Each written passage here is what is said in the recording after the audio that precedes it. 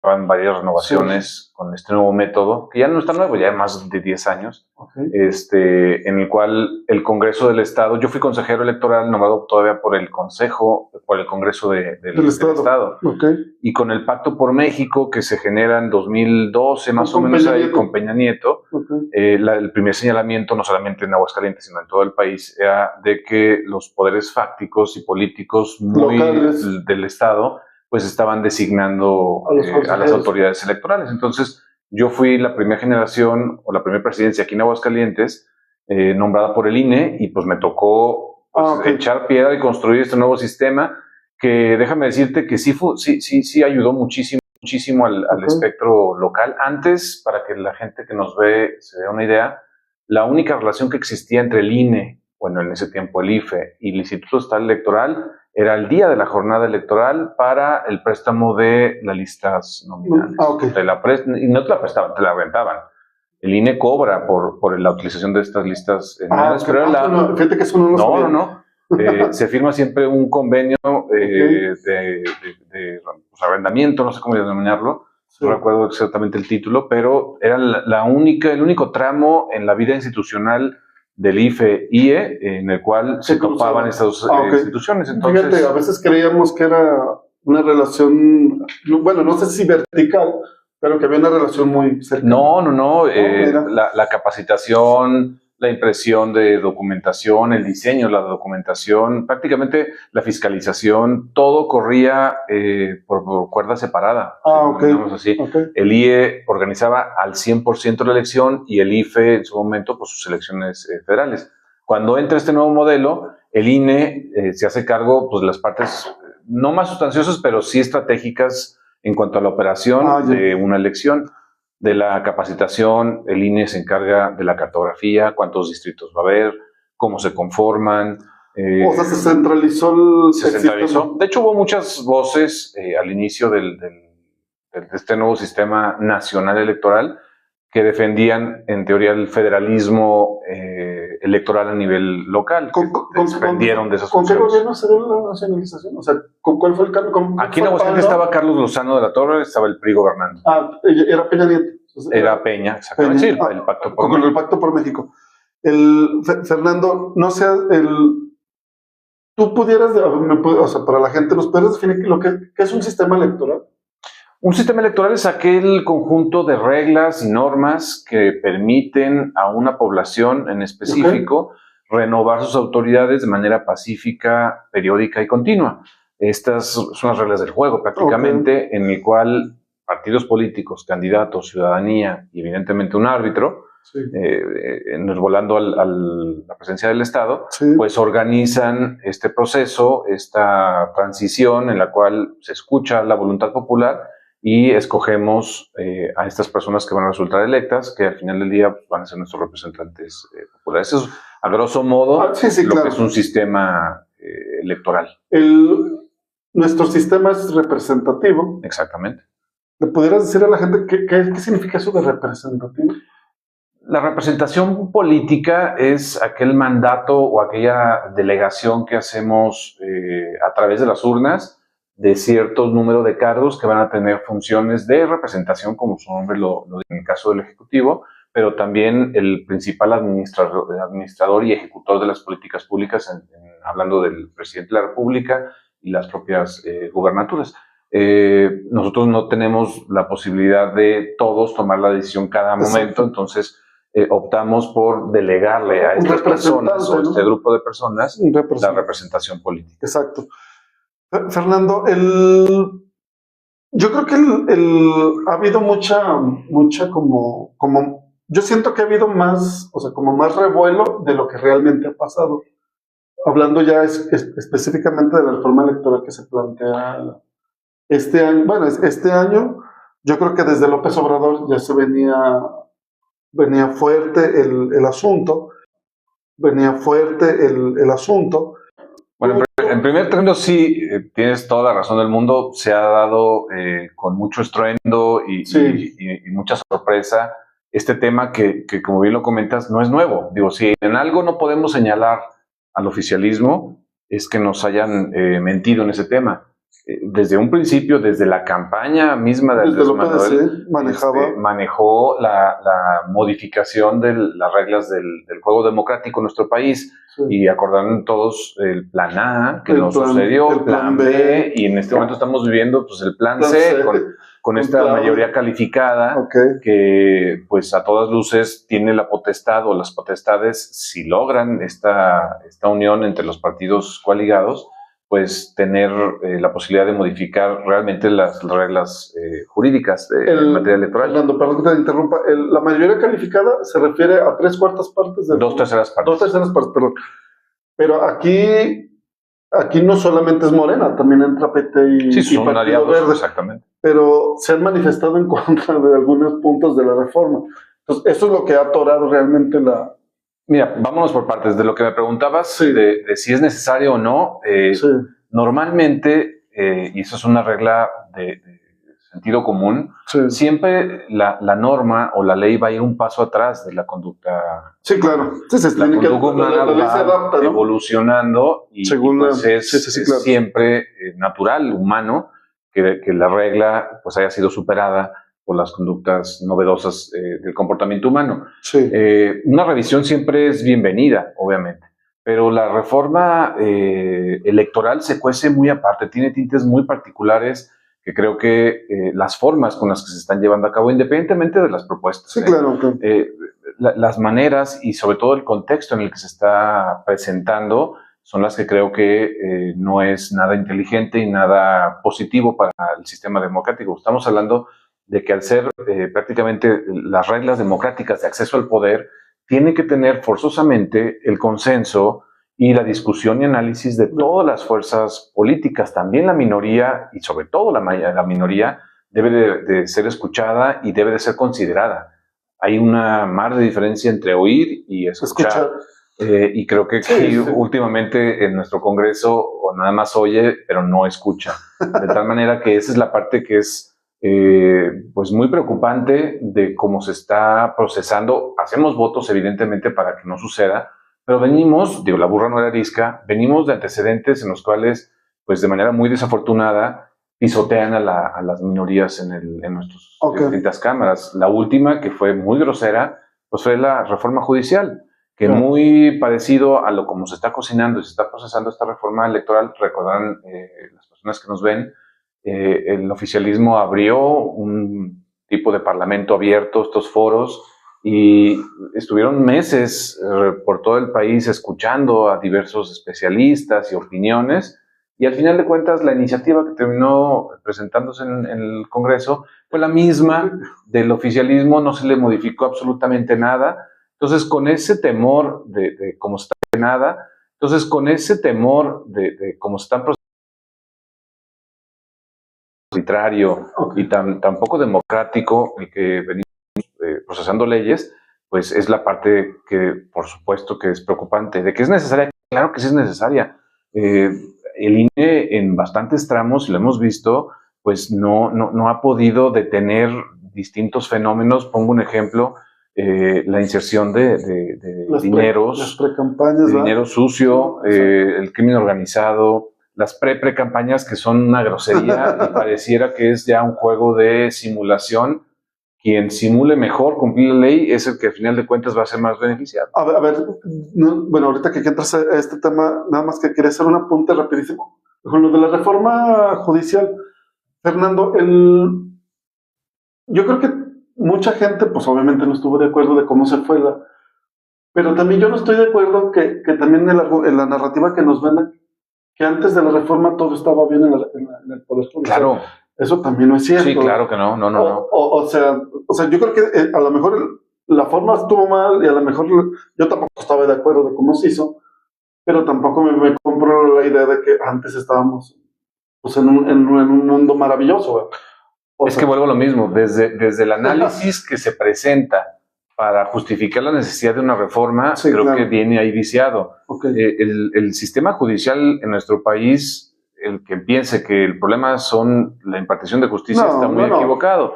Porque tendría que haber sido todo integral. Sí, desde los ministerios públicos. Claro, desde las propias policías de investigación y todas estas cuestiones. Entonces, esa parte sí creo que desde el diagnóstico, incluso, repito, pues estuvo deficiente. Sí, porque precisamente comentamos antes de entrar lo del un muchacho que tuvo una situación ahí enfrente de la Universidad Panamericana.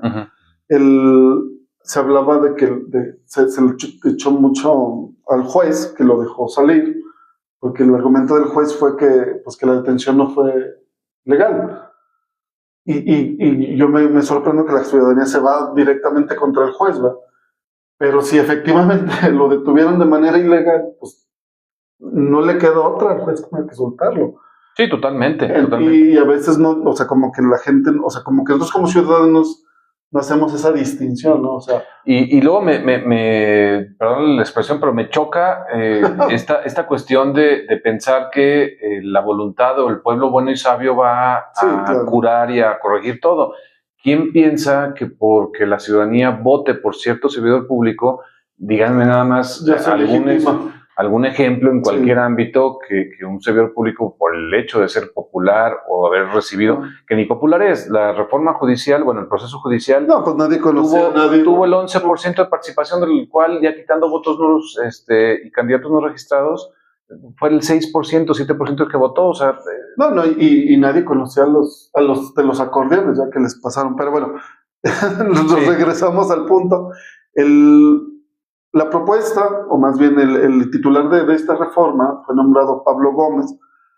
Pablo Gómez, que tiene toda la vida ahí en la política. Claro. Él hablaba con otras personas. Por ejemplo, un punto del que se queja mucho, o más bien el punto, es la de la desaparición de los llamados OPLES.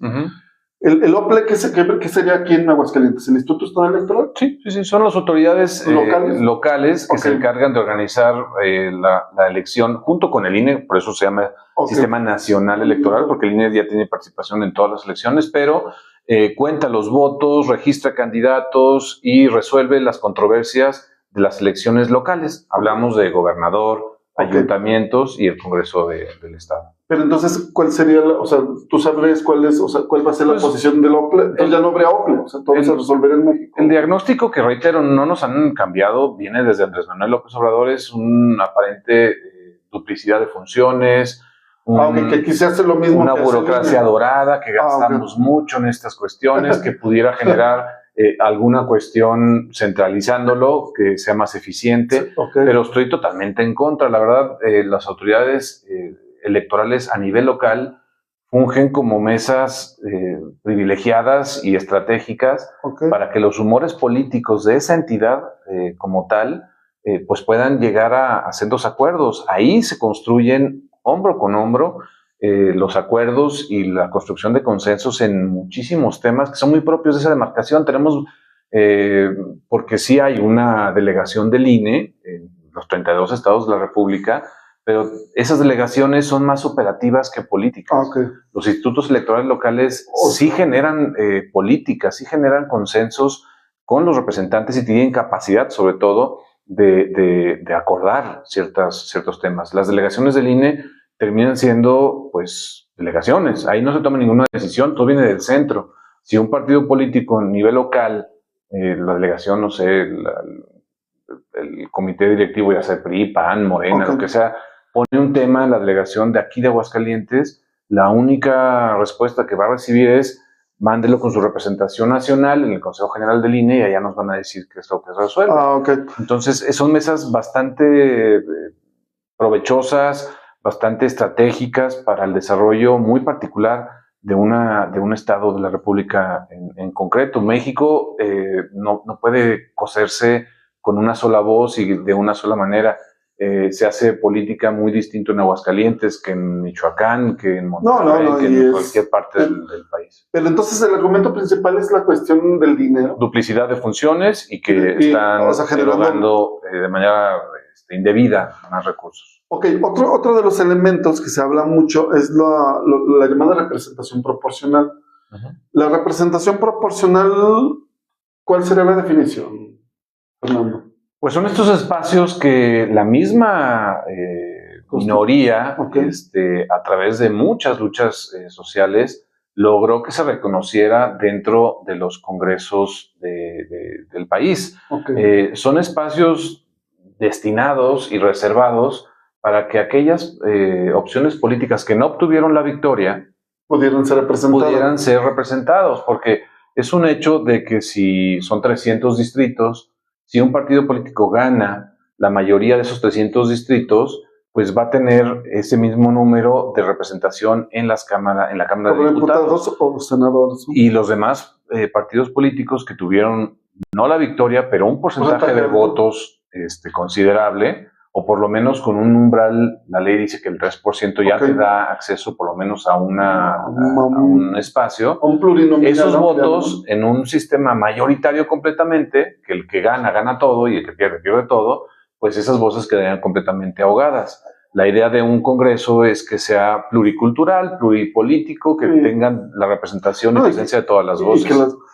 Y entonces, ahorita, ¿cómo se asignan esas que les llaman plurinominales? O sea, ¿cómo se asignan en este momento? Ya tocabas el tema al inicio de lo que es un sistema electoral. Nosotros tenemos un sistema electoral mixto, porque nuestra Cámara de Representantes, en este caso la Cámara de Diputados y también la de Senadores, se elige o se integra con dos sistemas. Uno de representación proporcional, que estamos platicando ahorita, y de mayoría relativa. Mayoría relativa, para que la gente que nos ve nos entienda, pues es la opción política que aparece con nombre y apellido en la boleta y que nosotros directamente votamos por esa opción.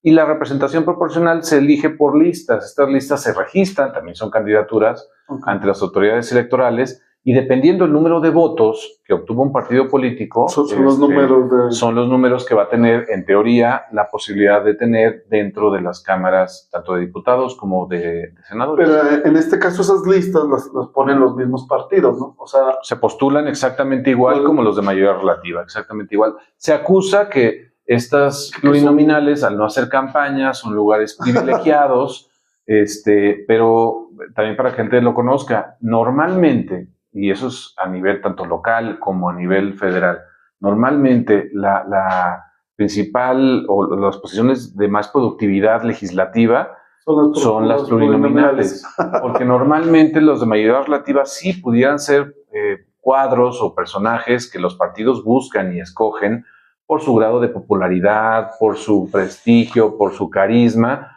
y no propiamente por las capacidades técnicas que tengan. Exactamente. Entonces, sí, creo que es buen momento de repensarlo, de madurarlo, pero sobre todo no tanto por eliminarlas. Yo creo que podemos mejorar el desempeño si lo que se están quejando es de cómo se están designando, porque el principal señalamiento, y tampoco es mentira, hay que decirlo bien, estas plurinominales normalmente pues se destinan a las dirigencias. O gente muy cercana, ¿no? O gente muy cercana. Ese tipo de cuestiones que sí pudieran sonar poco transparentes o poco democráticas, pues bueno, ahí más bien sería cosa de modificar para hacer más. Creo que el primer y principal vicio de nuestra democracia es la democracia interna de partidos políticos.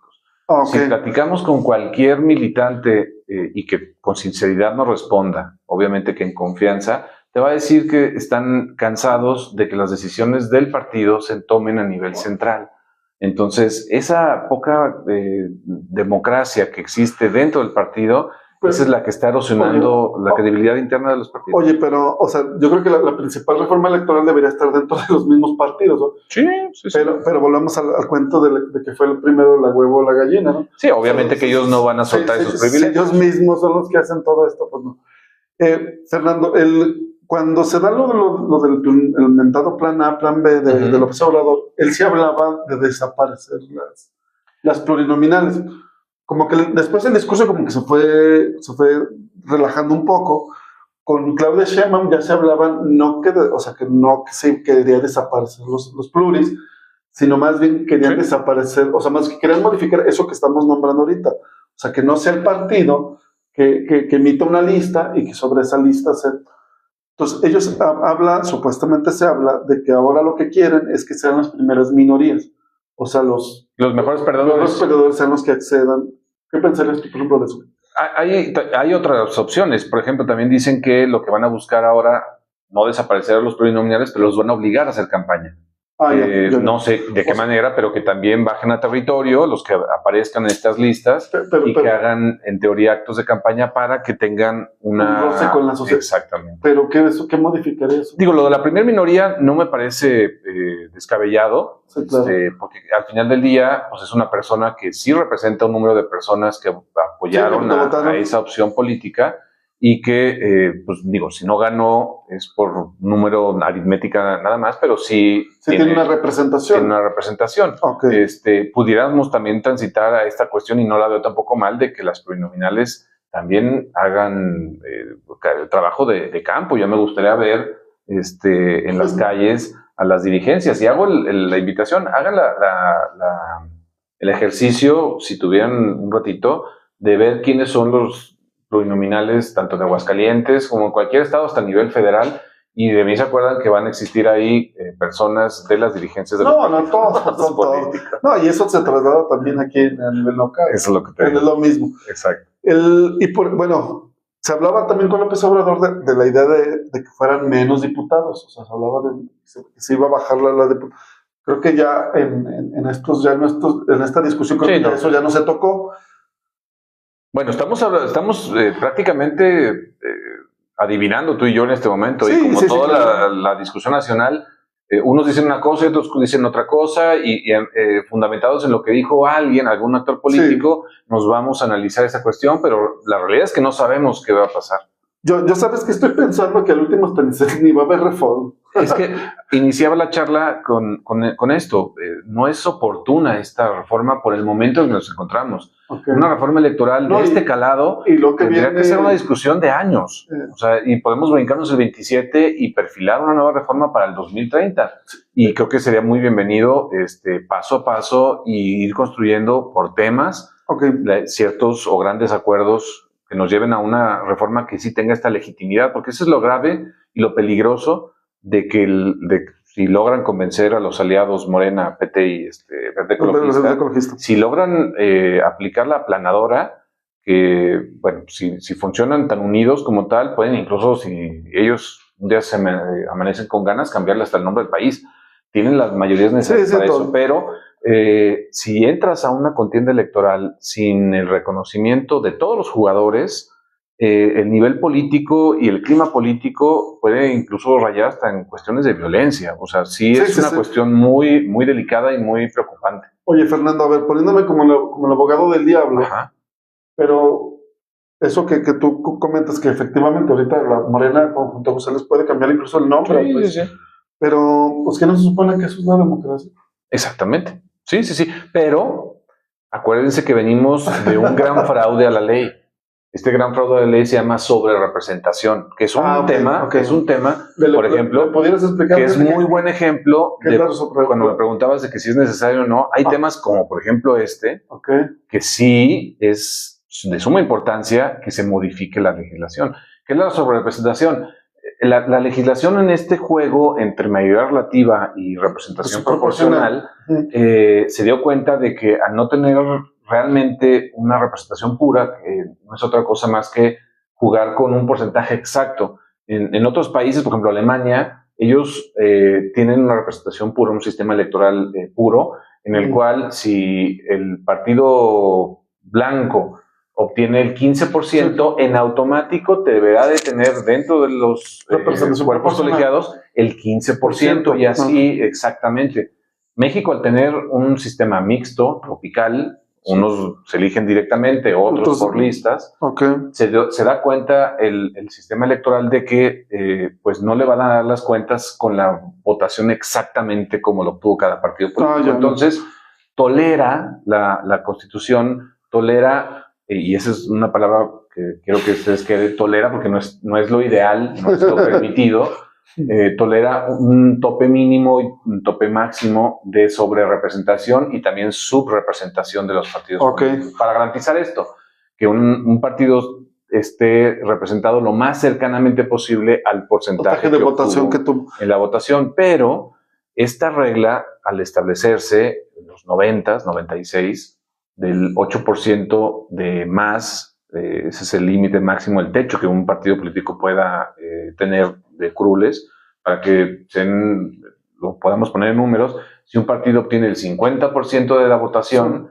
podrá tener de espacios en el Congreso máximo el 58%. Y en 59 estaremos hablando de una sobrerepresentación indebida. Las dos son sobrerepresentaciones, pero una es tolerada, no permitida, tolerada. Y la otra no. Y la otra no. Y la cuestión al inverso es exactamente lo mismo. Si un partido obtiene el 10%, no podrá tener por lo menos, tendrá que tener por lo menos el 2% de 8 puntos hacia abajo. O sea, debería tener 2. Pero cuando esta regla se establece, las coaliciones competían como un solo partido político. Y ahora, para los antiguos, como tú y como yo, sí recordarás que teníamos en la boleta electoral un solo emblema de los partidos coaligados. De los 3, incluso 3, 4. Los registraban junto con el convenio de coalición un emblema, normalmente unían los 3 o 4 o 5, las opciones políticas que se habían coaligado, y competían y se trataba como un solo partido político. Es por ejemplo cuando ganó López Obrador, que hablaba Juntos Haremos Historia, bueno, sí.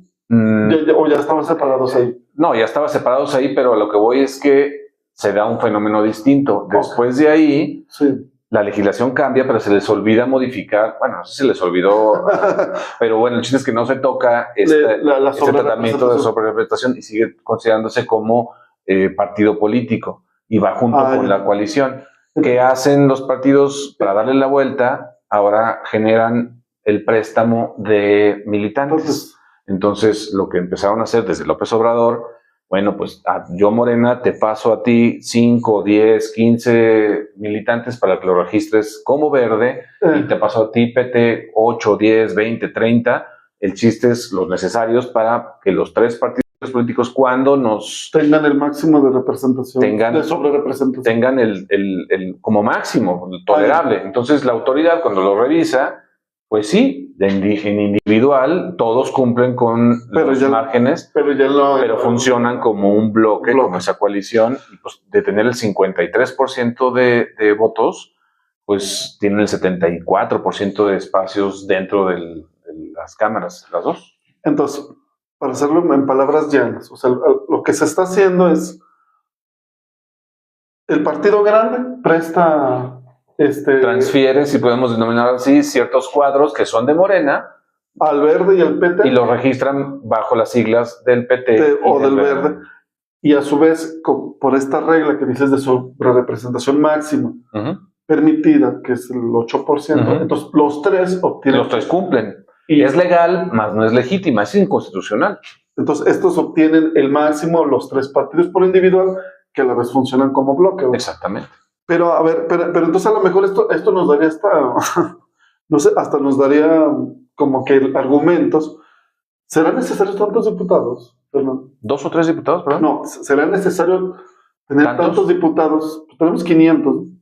Bueno, es que eso habla desde las mismas bases de la geografía electoral. O sea, nuestro país está dividido en 300 distritos, unidades como tal. Realmente, si son 100, 200 o 300 plurinominales, pues realmente nos tendríamos que ir a la exposición de motivos de cada una de las legislaciones. Bueno, es que yo me voy a... Para justificar el número, como tal. Y yo me voy al punto. Es que yo creo que a mí no me suena mucho, porque somos un país muy grande.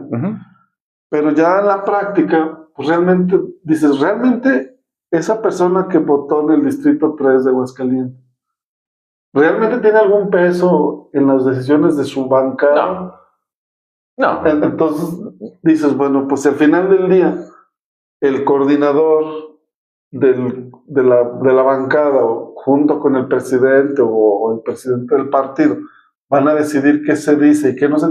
Pues entonces, a lo mejor en la práctica, pues ni siquiera...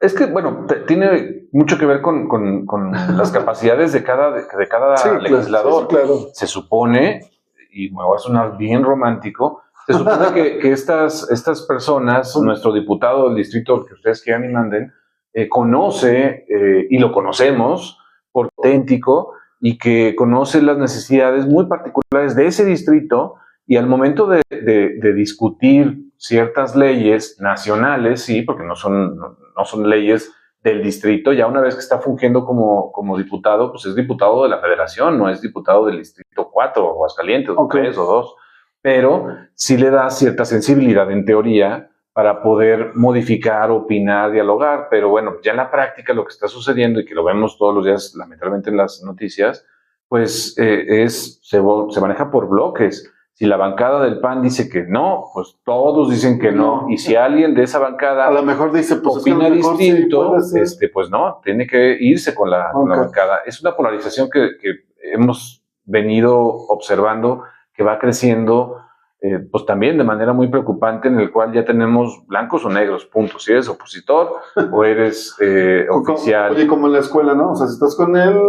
Y como tú lo dijiste, México es tan grande que no caben dos colores nada más o dos opciones. No, pero también hay que entender esto. Yo soy historiador. Esto no viene de ahorita. Esto viene desde la época de la colonia, incluso antes de la época de la colonia. Yo les digo siempre a mis alumnos esto, miren, todas las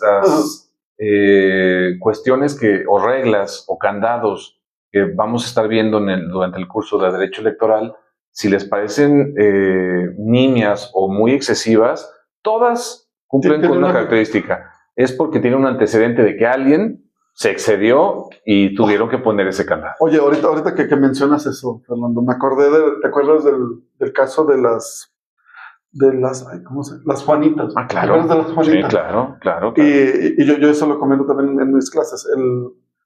Para los que no sepan, las Juanitas, hay una legislación que se establecía que el 50% de las candidaturas deben ser mujeres. Entonces, los partidos muy listos pusieron efectivamente el 50% de las mujeres en las candidaturas como titular, pero el suplente era hombre. Exactamente. A lo mejor que era el que querían que ganara. Entonces, ganan estas mujeres y cuando ganan, en automático empezaron a presentar renuncias o licencias y quien subían eran los varones. Entonces, se tuvo que hacer una reforma a partir de ese hecho, donde efectivamente son 50% de mujeres, pero las suplentes también deberían ser mujeres. O por ejemplo, el caso de los mushes, la comunidad mushe en Oaxaca, en el cual, por acciones afirmativas, estas llamadas cuotas de género, obligaron a los partidos, y hasta la fecha, a reservar ciertas candidaturas para personas de la diversidad sexual y grupos de atención prioritaria en general. Y un grupo de masculinos se hicieron pasar por pertenecientes a una comunidad indígena y con tal de verse favorecidos por estas acciones. Pues aquí te hablaba también de algunos personajes. Claro. A mí me tocó en muchas ocasiones recibir y registrar candidaturas bajo estas condiciones de grupos de atención prioritaria que sabías que seguramente no estaban diciendo la verdad. No voy a decir el nombre porque no te quiero comprometer a ti. Yo lo estoy diciendo. Había un dirigente, bueno, no sé si ahorita no es dirigente, pero una persona muy connotada de un partido que se puso, hay una cuota para gente con alguna discapacidad. Entonces él se puso precisamente en ese punto. Entonces le preguntaban, oye, pero ¿cuál es tu discapacidad? Es que uso lentes. Sí, ya, mucha gente si los escucha seguramente ya sabe quién es. Esa miopía, tú y yo tendríamos esa... Exactamente, somos de ese grupo. Y gente se hizo pasar que era miembro de la LGTB. No, de veras que es todo un caso. Pero bueno, retomando, Fernando, entonces, tú no estarías tan en contra que fueran esas primeras minorías. A mí se me haría algo como también interesante, pues, claro. O sea, es lo que tú dices, o sea, a lo mejor yo no gané, pero una parte importante de la población votó por mí y se sentiría representada. Si garantizamos que va a continuar, que es lo principal, respetándose la conformación representativa de nuestras cámaras, yo creo que viene a bien también modificar ciertas reglas del juego como para vigorizar y oxigenar esta democracia interna que hablábamos muy criticable de este manejo cupular de los partidos políticos que son los que designan quién va y quién no va. Tendríamos que obligar a los partidos a democratizarse más, abrir las puertas de los partidos. Digo, es la única manera, creo yo, que podemos tener una nueva clase política y que el ciudadano, sobre todo, realmente volvamos a creer que los partidos políticos son generadores de ciudadanía. Ok, otro punto también importante que se habla mucho aquí es la cuestión del financiamiento. Yo me acuerdo a lo mejor tú lo conociste, se llamaba Jorge Barona. No sé si lo ubicaste. Sí. Digamos, la motivación principal de que existe el financiamiento público a los partidos, aparentemente, era que como el Estado financiaba a los partidos, no habría necesidad o no tendría por qué haber ingresos de dinero dudoso. No vamos a decir que de la delincuencia, sino vamos a pensar que de dinero dudoso. O sea, que pueda ser pues se supone que los partidos se van a financiar con el dinero que les da el Estado. Obviamente en la práctica, pues eso no es cierto. Como, bueno, no tengo a lo mejor aquí los elementos, pero yo veo que en una campaña gobernador dicen que se gastaron 80 millones y dices, pues no creo que se 80 millones. Oficiales, y tú sabes que de manera extraoficial, pues no fue ríos de dinero. Con este argumento, Fernando, viendo que, por ejemplo, en Estados Unidos realmente no hay financiamiento público, es financiamiento privado, se habla mucho precisamente de reducir el financiamiento a los partidos y dejar entrar al privado. ¿Tú qué pensarías de esto? Pues mira, el financiamiento público se instituyó desde los 70s. Okay. Recuerdan ustedes, bueno, los antiguos, no nos tocó a nosotros, pero sí lo conocemos, que tuvimos una elección presidencial con un solo candidato, López Portillo. Imagínense lo absurdo que pues, fue el hecho de que te convocara a la ciudadanía a votar por una sola persona. Si López Portillo vota por él mismo, gana. Entonces, claro. Al llegar o al tocar a ese absurdo de la democracia, obligan, y reitero que todos los avances democráticos han sido a través de luchas y exigencias sociales, obligan al sistema a abrir, y en esta reforma del 77 generan un financiamiento público que sí tiene dos vertientes, como bien lo comentas. Uno, para evitar que entre dinero indebido o ilegal. O dudoso, bueno, pero también generar una competencia más auténtica, generar un piso mínimo, que las minorías, por muy minorías que sean, tengan la posibilidad de competir, sí, porque ni siquiera podían competir. Sí, claro. Exactamente. Entonces, por eso se genera esta cuestión del financiamiento público que debe prevalecer sobre el privado. Esa es la regla primordial. Okay. Los partidos políticos tendrán por obligación que recibir, sí, financiamiento privado, pero nunca el privado podrá ser mayor que el ¿En este momento público. ¿Se permite el privado? Sí, claro. Sí, hay aportaciones. Normalmente es el 10% en cuanto a aportaciones de militantes y simpatizantes. O sea, si por ejemplo tengo yo derecho a 100 millones. Exactamente. O sea, puedo, del privado... 10 millones como máximo entraría de privado. Ok. Entonces tendría yo 110 millones. Exactamente. Okay. En teoría, digo, evidentemente pues va a haber partidos también, hay que decirlo bien, hay partidos ahorita que son muy ricos y también tenemos partidos pobres. Sí, claro. Entonces, pero por lo menos creo que la regla sí garantiza que aunque sean los pobres, también tengan la posibilidad de competir medianamente o con unas condiciones mínimas. Tienen acceso a radio y televisión, tienen la posibilidad de debates obligatorios, con esta exposición en medios de comunicación. Y pues este financiamiento, por muy pequeño que sea para estos partidos pobres, pues por lo menos les dejas la posibilidad de que sigan operando de manera permanente y que puedan competir en una elección. Si lo eliminamos por completo, digo, ya en el contexto actual, con la afirmación no oficial, pero que a todas luces es cierta, de que hay agentes económicos, ya sea empresarios, ya sea crimen organizado, que están interviniendo directamente, financiando, y no más financiando, ahorita ya han evolucionado todo más. Ahorita ya pues, incluso te ponen candidaturas. O sea, sí es muy preocupante. Ese tipo de temas son los cuales creo que pues denotan que sí es necesaria una reforma, pero no así como la están presentando. Pero entonces, ¿es bueno el financiamiento público? Sí, yo creo que sí, a todas luces. Bueno, es que te pregunto por lo siguiente, porque esto va a lo siguiente, yo creo que tiene colación.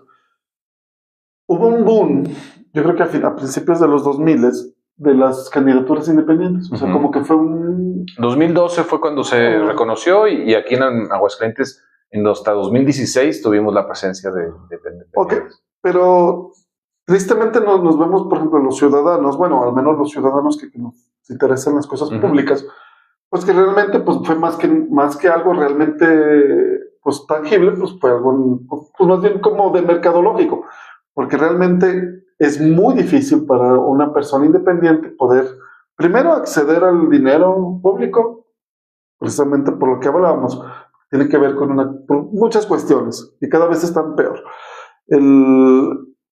Ok, vamos a pensar, tú te financias tú solo. Realmente para que tú puedas aspirar a llegar al poder, pues la verdad es muy difícil. Yo me acuerdo aquí un caso emblemático, el de Gabriel Arellano, y yo por algunos conocidos tuve... Oscar González también lo intentó, pero al último... yo me acuerdo en alguna reunión, yo no estaba en el equipo de Gabriel Arellano, pero no sé por qué en alguna situación estuvimos en alguna reunión con él y con su hermano Pato Rafa, y hablaba de que era un dineral lo que le había metido y realmente el resultado fue muy, o sea, desde poder acceder a la candidatura era muy difícil, y creo que todavía cada vez que pasa, incluso para los partidos emergentes, o sea, los partidos nuevos, cada vez las reglas se han vuelto más complejas para poder... Es un buen tema de reflexión. No creo que sea una figura negativa. O sea, no, al contrario. El hecho de que, pues por muchos años, décadas, los partidos fueron el que ostentaron el monopolio del acceso a las candidaturas, pues no nos dejaba bien parados, porque pues efectivamente si tenemos un reconocimiento, por un lado, de que México es pluricultural, es un crisol de distintas formas de pensar, pero por otro lado lo centralizamos nada más a que sea vía partido político, pues como que hay una incongruencia ahí, a golpes de sentencia, porque también hay que decirlo que no fue una graciosada del sistema o un chispazo de democracia de los legisladores. Okay. Viene de pronunciamientos internacionales en los cuales decían el Estado mexicano deben de contar y reconocer con una vía que no tenga que ver con partidos políticos, porque la ciudadanía tiene derecho a ello. Pero las condiciones de equidad en la contienda, pues sí dejan mucho que desear. O sea, sí, no puedes, si compite un candidato independiente con un candidato de partido político como tal, pues evidentemente el candidato del partido goza de muchísimas mayores herramientas y armas para poder desarrollar una campaña que el candidato independiente. No, y aparte la estructura que tiene, etc. Pero ¿cómo pudiéramos, o sea, digamos, pensando en un mundo ideal, cómo pudiéramos, yo me acuerdo mucho de la candidatura de Pedro Kumamoto, creo que él hablaba de que él llegó a ser diputado federal, y él dijo que creo que se había gastado 15,000 pesos. Fue pues sí, como que muy... Sí ha habido, y sí hubo, en más Aguascalientes tuvimos un Juan Manuel Villalpando en Cosío, fue el primer candidato independiente que tuvimos en Aguascalientes, ganador. Y se ganó, ok. Sí, ganador. ¿Pero él qué fue? ¿Presidente municipal? Presidente municipal. Mira. Ese fue el primero en Aguascalientes que obtuvo la victoria. Se da mucho en municipios. Y esa figura es más exitosa a nivel municipal, porque a nivel municipal ahí es donde se ve más palpable la generación de cuadros. Ahí ponen a Don Chuy, el de la carnicería, o al señor Gutiérrez, que tiene la ferretería de 30 años, que todo el mundo lo conoce y es una persona muy reconocida de la demarcación, y ahí es donde se da muchas veces, por eso se dan en las elecciones municipales normalmente resultados muy cercanos, muy... Pues aquí nos pasó algo parecido con Felipe González, ¿no? O sea, Felipe González realmente no era del PAN. Exactamente. Era un ciudadano muy conocido. Bueno, pero sí trae toda la maquinaria. Sí, claro. Arropado del partido político. Sí, claro. Pero sí, Kumamoto, el Bronco, el Bronco sí ha habido casos, pero son casos de excepción, y creo que sí debemos de repensar las condiciones de equidad entre candidatos del partido. Yo la verdad le he perdido la pista a eso, pero cada vez se ha puesto más difícil, ¿no? Pues se ha tratado a través de normas. Por ejemplo, ahorita que comentabas de Gabriel Arellano, a él nos tocó, yo venía entrando a la presidencia. Ok. Tú estabas en ese momento. Por eso, como lo comentaba al inicio, de que pues era prácticamente construir la nueva reforma. Eran poner al candidato independiente con formatos físicos. Gabriel y su equipo y los otros candidatos independientes iban a la institución, les dábamos unas cédulas, eran fotocopias, eran cajas, y le decíamos, vete a recabar el apoyo ciudadano. Entonces, imagínense lo complicado que era tocar la puerta, que te abrieran y que todavía firmaran. tuvieras que estar tomando los datos de la persona y luego tomándole una foto de su credencial para votar, para poder ser apenas ser candidato independiente. Ahora la tecnología, pues, sí le ha permitido ser un poco más ágil, ya es a través de una aplicación, entonces creo que ya es un poco más accesible, pero no lo suficiente como para ser cargo. Pero, por ejemplo, hablando de porcentajes, o sea, por ejemplo, yo quisiera ser candidato independiente, por ejemplo, a una diputación aquí local. ¿Qué porcentaje o qué número de firmas tendría que juntar? ¿Te lo sabes? No me acuerdo exactamente si es el punto 26, porque estoy confundido entre ser partido político o el 5%, uno de esos dos. Punto 26 es para partido político, debe ser como el 5% del padrón, dependiendo si quieres ser diputado, pues del distrito. De la demarcación. Si quieres ser de presidente municipal, pues del municipio. O estatal, pues por ejemplo, a Gabriel le tocó estatal porque quería ser gobernador, pues de todo el estado. Y no solamente tiene que ser de una sola, por ejemplo, Gabriel, teníamos que tener una cierta dispersión. De todos los distritos. Porque si no, pues se va aquí a la capital y pues aquí en la capital hay el 80% de Aguascalientes. Híjole, pero qué difícil. Pero, la idea de este apoyo ciudadano pues, reside en que debe de acreditar que sí cuenta con un apoyo necesario y representativo para pues, poder contender en la boleta. No vas a poder subir a todos los que se les ocurra ser gobernador. Sí, o sea, tiene que haber un filtro, ¿no? O sea, pero sí, es un problema y ha sido un problema no más en Aguascalientes, en todo el país, el poder ponerlos al candidato de partido y al candidato independiente en la misma mesa y que puedan competir de alguna manera pues, y acceder al éxito, ¿no? a la victoria. Y por ejemplo, de los nuevos partidos, ¿cuáles los...? También me parece positivo que tengamos partidos locales, más bien tenemos que... Pero el acceso a poder ser partido... Ahí, por ejemplo, no todos los años, cuando es una de las cuestiones que se han estado discutiendo en esta reforma. Actualmente, para que tú puedas si tú y yo queremos formar un partido político, ya se nos pasó el plazo porque la puerta o la llave para que abre la puerta para formar un partido político es después, única y exclusivamente después de la elección de presidente de la República o las gobernaturas a nivel local. Entonces, pues para empezar, ya no es tan accesible si tú y yo queremos ser un partido político porque nos vamos a tener que esperar hasta después del 27 si queremos ser un partido nacional. Si queremos ser un partido local, en el 28, cuando renovemos esta gubernatura actual, se va a abrir otra vez la puerta para poder llevar a cabo un partido político. Y es la misma lógica que un candidato independiente. ¿Qué le piden a estas organizaciones civiles? Pues primero manifestar la voluntad de hacerlo. Les piden ciertos requisitos relacionados con fiscalización, una cuenta bancaria, una asociación civil, o sea, que no permanezca en una persona, sino que sea una persona moral que pueda estar más vigilada y más fiscalizada, y tienen que llevar a cabo actos de afiliación, también con cierta dispersión. Hay dos maneras, y es potestad de cada agrupación ciudadana fungir por una o por la otra. Me refiero a, si tú te quieres llevar a cabo asambleas en el ámbito distrital, o bien quieres hacer asambleas en el ámbito municipal. A nivel federal, exactamente lo mismo. Si lo quieres hacer por circunscripción, entidades o distritos, pero federales. ¿Qué fue lo que hizo López Obrador? Y poco a poco tienen que ir, le dan aviso a la autoridad, le dicen voy a hacer una asamblea ahora en Aguascalientes, si hablamos de un nacional. Y el INE en ese momento va, toma nota de los asistentes y va declarando si esa es válida o no por el número de militantes, y así van aglutinando les dan todo un año. Es todo un año. Imagínate el dinero que necesita. Exactamente.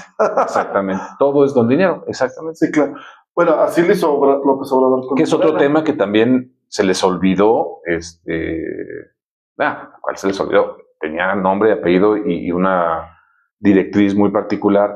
Cuando nace el INE y a los institutos electorales ahora se les denomina OPLES y toda esta cuestión, pues sí, nos dieron o les dieron en ese momento una independencia de los humores políticos locales, sí, porque los elige directamente el Instituto Nacional Electoral, con cierta temporalidad que te excluye completamente de si está una legislatura en tu estado o está una gobernatura, porque tu cargo trasciende a ese cargo como tal, y que incluso la única persona que te puede nombrar o remover es el INE a nivel nacional. Entonces, sí dotó de mucha libertad, de mucha autonomía, de mucha independencia a las autoridades locales electorales, pero la parte que se les olvidó legislar y fortalecer es la autonomía financiera.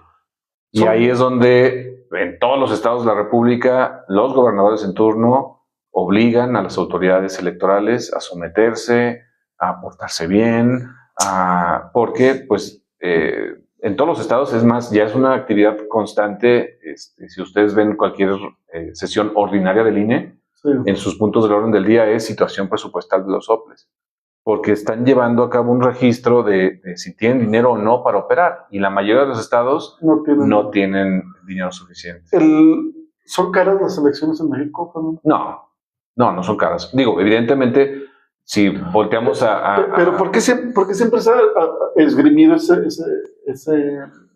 pues por alguna situación malévola, evidentemente, con el ánimo de desprestigiar. Yo desde que me acuerdo, es que siempre he escuchado eso, es que las elecciones son caras. Y ya cuando eres más joven, pues a lo mejor no lo... Pues es que mira, si lo ves como en función de números exclusivamente, pues puedes decir que en otros países organizan elecciones muchísimo más barato que en México. Okay. Pero el nivel de confianza que tenemos nuestros propios connacionales de nuestras decisiones, de nuestras elecciones, pues implican gastar en cosas que en otros países sonaría como un exceso. Pero es lo que tú dijiste también, o sea, también cada reforma que se ha hecho tiene una justificación de que alguien se excedió. Simplemente el mecanismo de votación en una casilla, si las personas que nos escuchan lo observamos con un poquito de detenimiento, habla de la cantidad de desconfianza que nos tenemos. O sea, necesitamos tener una credencial que no solamente tenga nuestro nombre y nuestro domicilio, sino también nuestra foto. La foto no crean que es una cuestión graciosa para que se vea bonita la credencial, es por desconfianza, porque en algunas otras elecciones, pues la pura credencial con el nombre, sin la foto, pues se prestaba que Hugo fuera y votara por mí en mi casilla o en muchas otras casillas. Sí, exacto. Nos marcan esta tinta, que le llamamos tinta que tiene que tener un nombre, pero no te pinta, te corroe. Nos marcan como si fuéramos animales.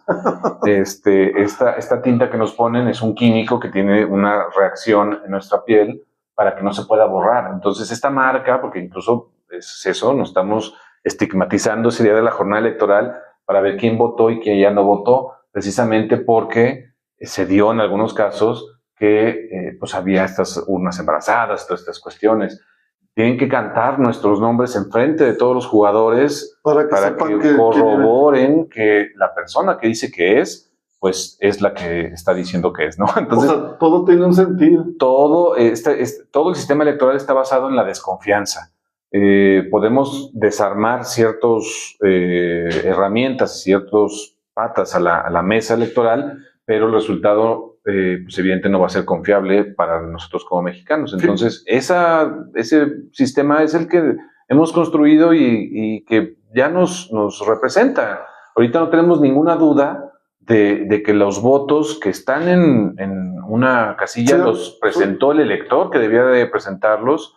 No sé si en condiciones o no de libertad. Eso sí, creo que esa es una cuestión que también deberíamos estar. Ahorita creo que la mayor parte de las violaciones electorales se dan fuera de la casilla. Pero ahorita ya el mecanismo de cómputo, de recepción, cómputo... O sea, digamos que todo es perfecto. El día de la elección, todo el proceso está... Somos ejemplo internacional de la administración electoral en el país. Por ahí decía un político que realmente la elección se gana antes de la elección.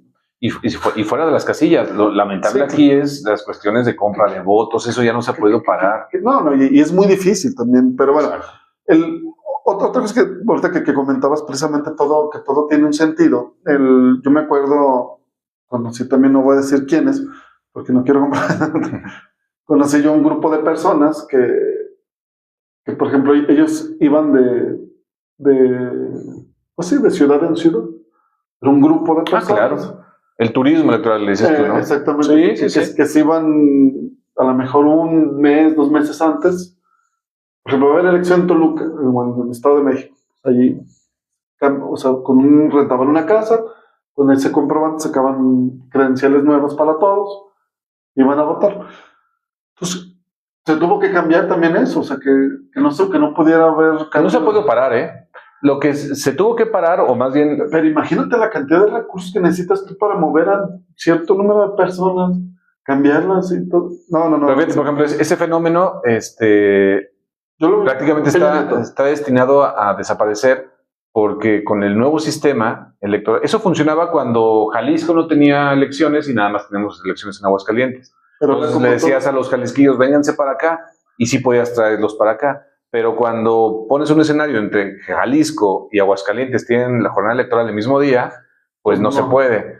Ahorita actualmente ya, a mí me tocó aparte la mala fortuna, la verdad sí tuve el honor de estar arbitrando ese periodo, pero para que se den una idea, normalmente la gestión de una presidencia de un instituto electoral, antes que un servidor, le tocaba una sola elección.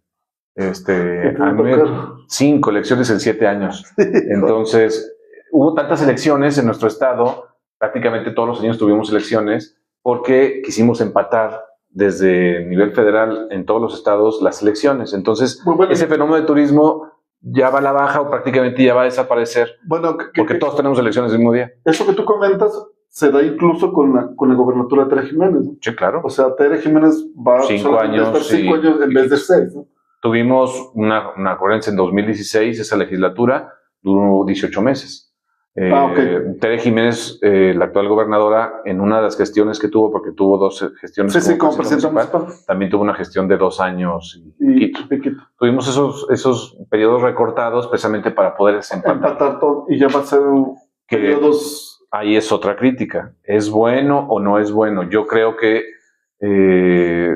estamos... el mismo sistema, y no sé por qué lo hablo como si yo fuera parte del sistema, pero lo que se está generando con todas estas medidas, primero las elecciones concurrentes, ahora también súmale la elección judicial, el mismo día, estamos con el ánimo porque uno de los argumentos de esta concurrencia fue también abaratar las elecciones, no, pues es que necesitamos que sean más baratas porque pues, cada año tenemos elecciones y es un gastado de dinero. Pero ni se gastó menos dinero, porque el gasto es exactamente el mismo. Pues lo mismo. Y 2, sí, de manera muy incongruente y muy irónica, el protagonista de la democracia es el que está viéndose más perjudicado. Ahora y reto a la persona que me diga que tiene voto informado, no es cierto. O sea, no se puede, es materialmente imposible con la llegada de la judicial. Esta elección del 27 que nos estamos acercando, vamos a tener no sé cuántas boletas electorales. De la elección política, por lo menos vamos a tener 4 boletas electorales, vamos a tener de ayuntamiento, diputados, gobernatura y diputados federales. Y eso le vamos a tener que sumar la otra mitad del Poder Judicial Federal. No me acuerdo exactamente ahorita cuántas boletas son, pero por lo menos son 5.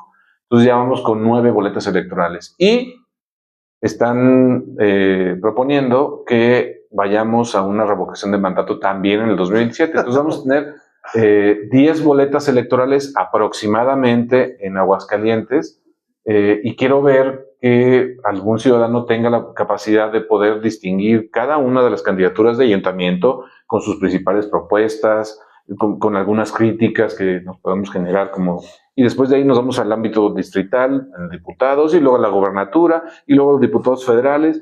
Es prácticamente imposible que un elector vote con plena certeza o plena conciencia, y esto no se traduce en otra cosa más que en un voto que no es libre. Si no tenemos información, pues no podemos hablar de un voto libre. Y por ejemplo, Fernando, ya el paso que se tiene que dar hacia lo electrónico o a la tecnología en la cuestión electoral. Yo creo que sí se puede, como podemos hacer muchísimas cosas, pero sí realmente pongo en tela de juicio si estamos preparados en cuanto a niveles de confianza.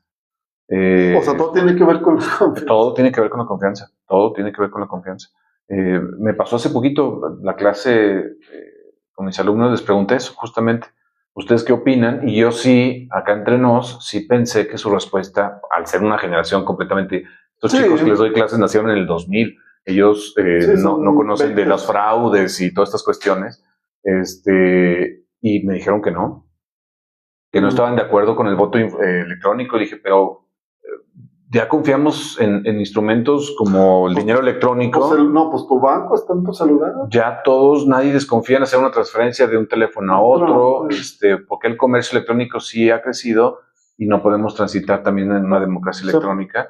Y me sorprendió mucho su respuesta, porque pues yo me esperaba alguna cuestión distinta y ellos, pues, en teoría, tendría que tener una lógica, pero fíjate cómo la desconfianza en nuestra clase política permea incluso a otras generaciones. Entonces, de que se puede, claro que se puede. Hay casos ya en nuestro país que tienen mucho tiempo. Por ejemplo, Jalisco tiene 2, 3 o hasta 4 elecciones, procesos electorales me refiero, con elecciones en municipios, 100% electrónico. Fíjate, eso no lo sabía. Y salen autoridades constitucionalmente electas de un voto electrónico. Mira, voy a investigar el caso porque no tenía en el radar. Sí, lo que es Coahuila y Jalisco son los que son punta de lanza. Ciudad de México también hacen muchos instrumentos de participación ciudadana.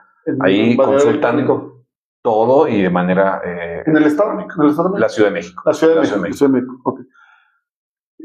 Pues yo creo que hay muchos elementos. Por eso te comentaba lo que se eran caras las elecciones, porque a lo mejor si lo ponemos, como tú decías, en comparación con otros países, pues sí, pues es caro, pero si estamos considerando que es la elección de nuestros representantes... Sí, es que lo tienes que poner en términos de qué es lo que quieres. O Caro, ¿en qué te refieres? Déjame nada más.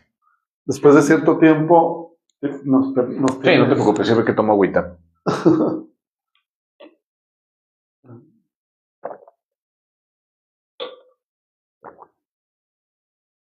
Pues ya para terminar, sí.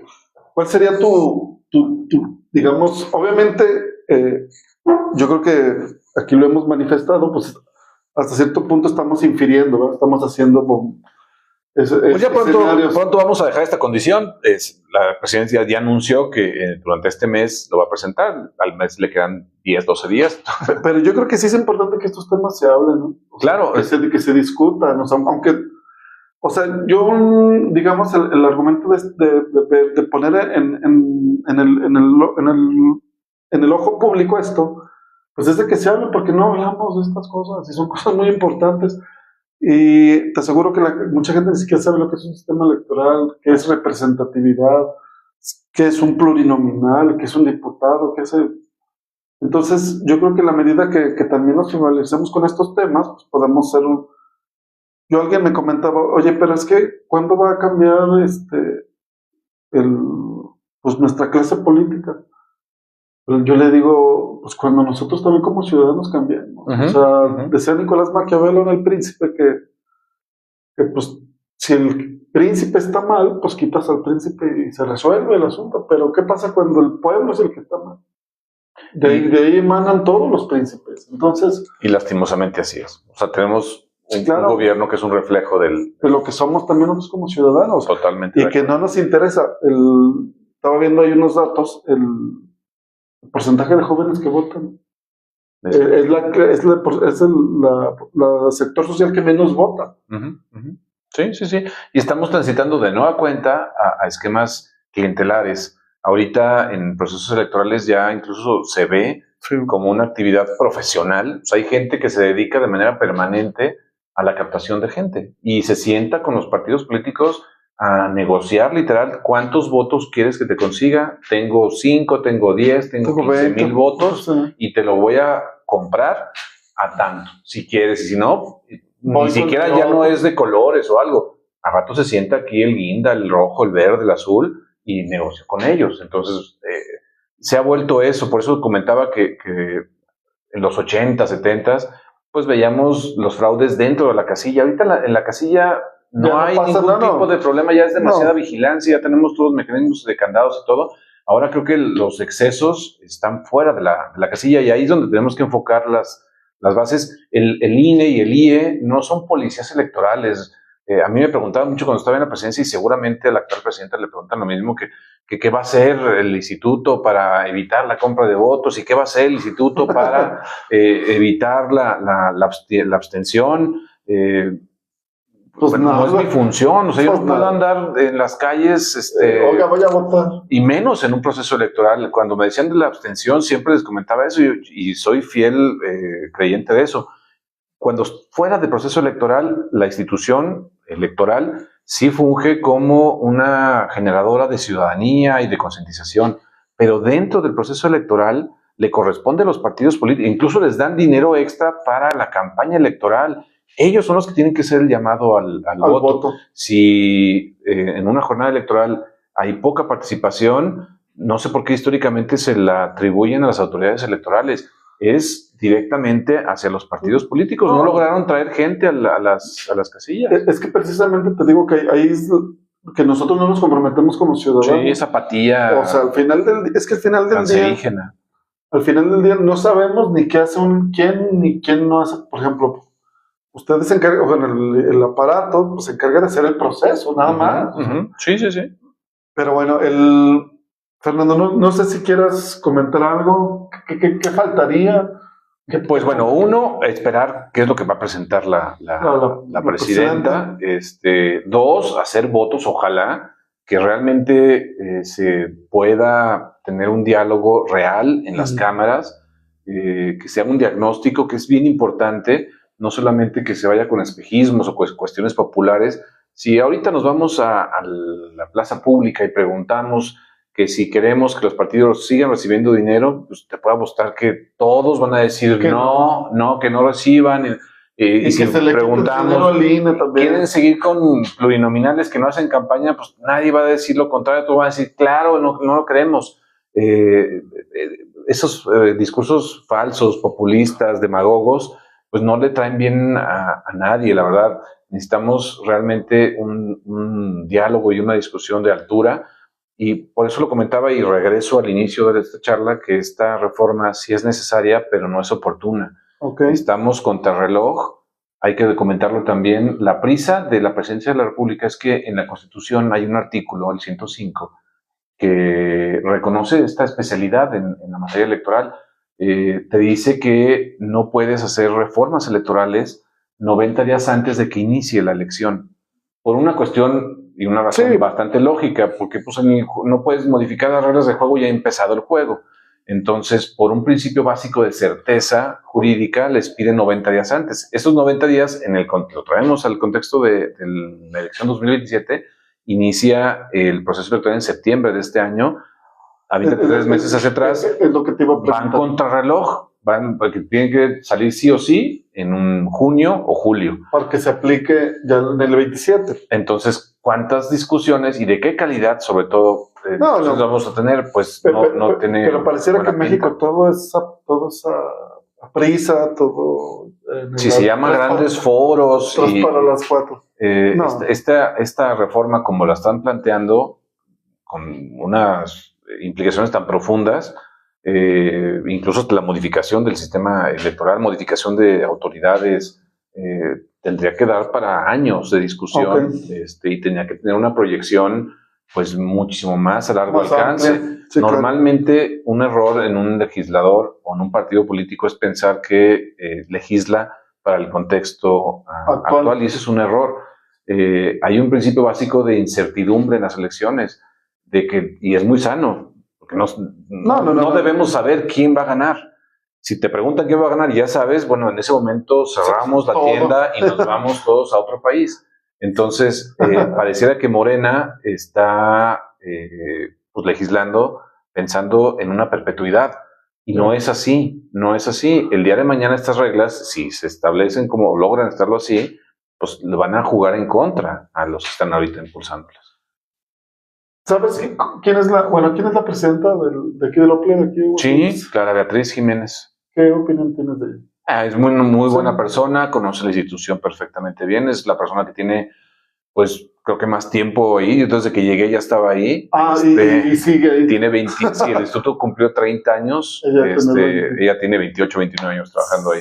Casi desde que se abrió. Sí tiene los conocimientos necesarios y suficientes de la institución para poder desempeñar su encargo. Bueno, y ya quitando, ya nomás, ¿cómo ves la elección para el 27? Competida, sí, va a tener un índice considerable, pero sobre todo, y siempre pasa eso, se va a poner en juego la solidez o no de los acuerdos internos del grupo mayoritario en Aguascalientes, hablando del PAN. Es natural, y lo hemos visto en otros tramos de la historia de Aguascalientes, cuando el PRI tenía todo el poder, ¿no? Pues sí se van generando estos pequeños feudos o pequeños grupos dentro del mismo partido político que exigen, y pues bueno, no hay tantas sillas, y ahí es donde tienen que existir pues estas normas internas.